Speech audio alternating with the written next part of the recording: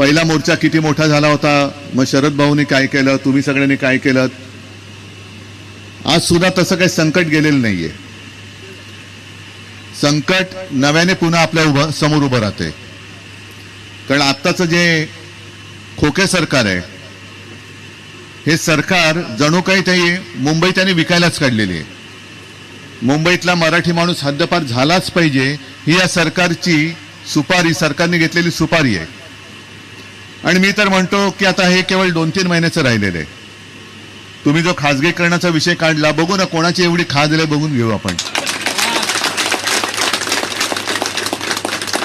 येऊनच बघा काय खाजवायचं ते बघू, काय खाजवायचं तुमचं.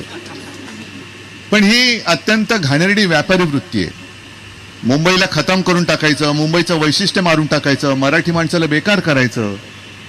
पुन्हा कंपन्यांच्या जाहिरात येत आहेत, मराठी माणसाला नो एंट्री. बिल्डिंग ज्या उभ्या राहतात त्याच्यामध्ये मराठी माणसाला नो एंट्री.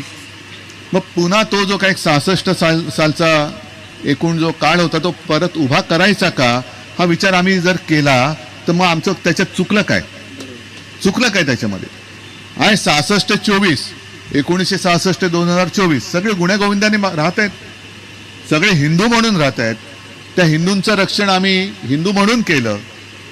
आणि आता तर आपल्यासोबत इतर समाजाचे सुद्धा लोक येत आहेत. मग एवढं सगळं चांगलं चाललेलं असताना हा मिठाचा खडा का टाकताय. हे RCF म्हणजे संपूर्ण देशाची जो अन्नदाता आहे, त्या अन्नदाताला तुम्ही खत देता. मध्ये लोकसभेच्या वेळेला मी बघितलं होतं खतांच्या पिशवीवर सुद्धा मोदींचा फोटो. अरे संबंध काय. लसीकरणाच्या सर्टिफिकेटवर मोदींचा फोटो होता, कारण लस म्हणे त्यांनी तयार केली असा आमच्या उपमुख्यमंत्र्यांचा शोध होता. मग लस त्यांनी तयार केली मानलं आम्ही, म्हणून तुम्ही त्यांच्यावरती मोदींचा फोटो टाकला. खताचं काय, खत कोणी तयार केलं, मग त्याचा तर काही संबंध नाहीये. पण राष्ट्रीय विचाराला खत पाणी टाकणारी देणारी ही तुमची नाही म्हटलं तरी मोठी सगळ्यात कंपनी आहे. राष्ट्रीय विचार, नुसतं राष्ट्रीय केमिकल अँड फर्टिलायझर नाही, तर राष्ट्रीय विचारांचं जे बियाणं आहे ते आणखीन फोफावलं पाहिजे, त्याला अंकुर फुटले पाहिजेत आणि ते सक्षम असलं पाहिजे. ते काम तुम्ही करता आहात. शेतकऱ्यांचे जे काही मुद्दे आहेत ते मी ग्रामीण भागात मांडत असतो, पण शेतकऱ्याला मुळामध्ये बोगस बियाणं दिलं तर होणार काय. अत्यंत निकृष्ट दर्जाची खतं दिली तर करणार काय. मेहनत होते, पण मेहनत घेऊन जर सगळं बोगसच असेल, बोगस बियाणं असेल, खतं बोगस असतील तर शेतकरी तरी करणार काय. आणि त्या शेतकऱ्याला एक तुमच्यामध्ये आधार वाटतोय, विश्वास वाटतोय की ही RCF ही माझी कंपनी आहे. आणि त्याहीपेक्षा अभिमानाचं त्याला वाटत असेल की ही RCF त्याच्यामध्ये माझ्या हक्काच्या शिवसेनेची युनियन आहे, शिवसेनेची युनियन आहे. आणि म्हणून तुमचं काम हे मोठं आहे. बोगस बियाणं तुम्ही उकडून टाकलं, मध्ये जे काय आमचीच चूक होती, आम्हीच ते पेरलं होतं, पण ते उकडून टाकलं तुम्ही. हेच काम याच्या पुढे सुद्धा करायचंय. आपला जो असेल त्यालाच कोंब फुटले पाहिजेत आणि बाकीचे जे काही बोगस असतील ते उपटून अशी फेकून द्या की त्यांना कुठेही रुजू देताच कामा नये. मी जो मराठी माणसाचा विषय तुमच्या समोर मांडत होतो, आज सुद्धा एका सगळ्या पेपरमध्ये बातमी आलेली आहे. जिथे मी राहतो वांद्रे पूर्व, तिथे वांद्रे सरकारी कर्मचाऱ्यांची एक वसाहत आहे. अगदी लहानपणापासून पाहते, 50-60 वर्षापासूनची आहे. मी मुख्यमंत्री असताना निर्णय घेतला होता की तिथे जे आपले सरकारी कर्मचारी होतात, बहुतांशी नाही सगळेच्या सगळे मराठी, त्या सर्व कर्मचाऱ्यांना तिथल्या तिथे घर द्यायचं. हा निर्णय मी घेतला होता मुख्यमंत्री म्हणून. आपला आहे तो निर्णय. आणि कोर्टाला जागा आपण दुसरीकडे दिली होती. म्हणजे असं काही नाही की कोर्टाची जागा मारून आपण दुसरीकडे. मी तेव्हा जे काही मुख्य न्यायाधीश होते, सरन्यायाधीश, त्यांना समजावून सांगितलं होतं की इथे माझ्या कर्मचाऱ्यांची जागा देण्याचं मी वचन दिलेलं आहे. ते म्हणाले ठीक आहे, मग दुसरी कुठेतरी आम्हाला जागा दे, पण जागा पाहिजे.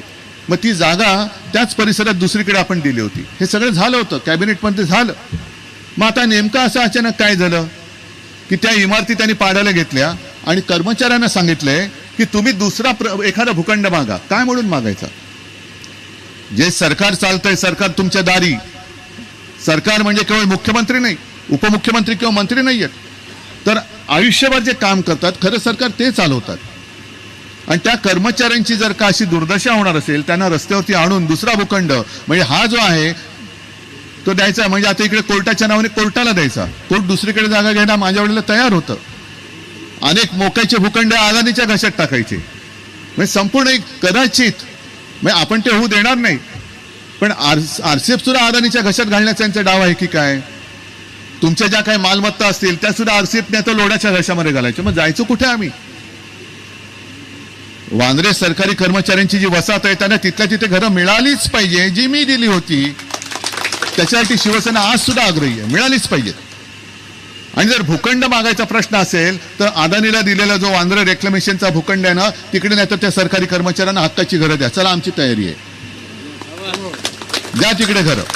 वांद्रे रेक्लेमेशनचा जो आपल्या मिंदेच्या हातातलं जे खातं MSRDC, तो म्हणजे मोक्याचे सगळे भूखंड, अगदी बांद्रा कुर्ला कॉम्प्लेक्स मधला जो चांगला भूखंड होता, जिथे आपण फील्ड हॉस्पिटल उभं केलं होतं 15 दिवसात, आणि हजारो लाखो रुग्णांचे प्राण, जसं करोनामध्ये तुम्ही चांगलं काम केलं होतं तसं तिकडे आपण सरकार म्हणून काम केलं होतं.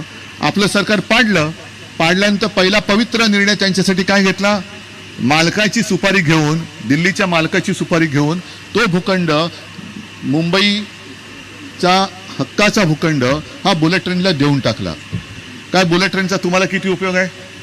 जाणारात रोज अहमदाबादला शेवफाफडा खायला का ढोकळा खायचा आहे तुम्हाला?